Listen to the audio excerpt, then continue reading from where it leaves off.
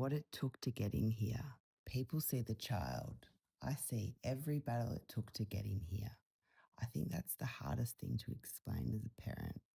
People see a moment, a smile, a child playing, a child laughing, a child walking into school, a child riding a bike, a child standing in a family photo. They see what is in front of them. Parents see the entire story.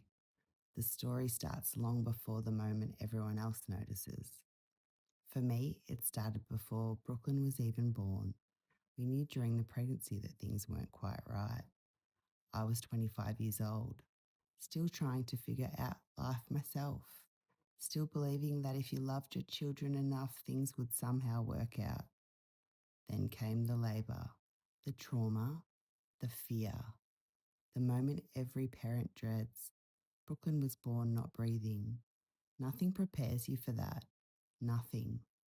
People talk about becoming a parent as though it's one moment, one beautiful moment where your life changes forever. For some of us, becoming a parent begins with terror, with doctors, with uncertainty, with praying, with waiting, with wondering what happens next.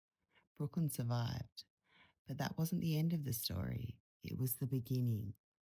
As an infant, his windpipe would close when he became sick. He had trachea and bronchiomalacia, a high palate. Hospital appointments became part of life. Fear became part of life. Watching became part of life. I don't think I put him down for 6 months, not because I was some perfect mother, because I was terrified.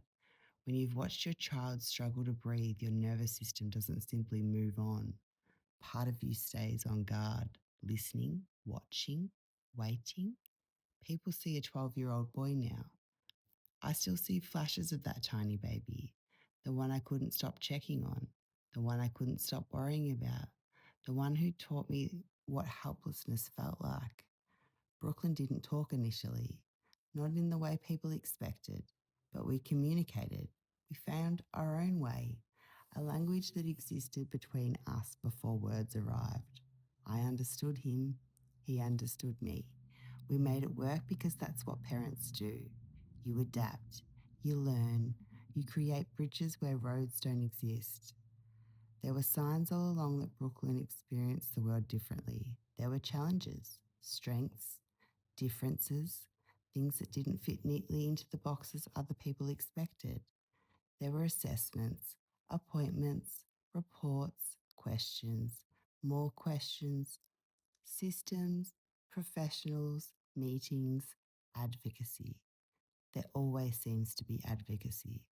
The thing nobody tells you that parenting a child with additional needs isn't just parenting, it's administration, research, case management, report writing, meeting attendance, funding applications, explaining your child over and over and over again to people who only know a tiny piece of the story. And sometimes the hardest part isn't the child. It's convincing other people to see them, to really see them, not the diagnosis, not the behaviour, not the report, the child, the whole child, the funny child, the stubborn child, the clever child, the loving child, the child who has worked twice as hard as everyone else realises. I've heard people say, doesn't look like he needs support. I've heard people question funding, question needs, question why assistance exists. I don't get angry anymore, mostly because I know they haven't lived this story.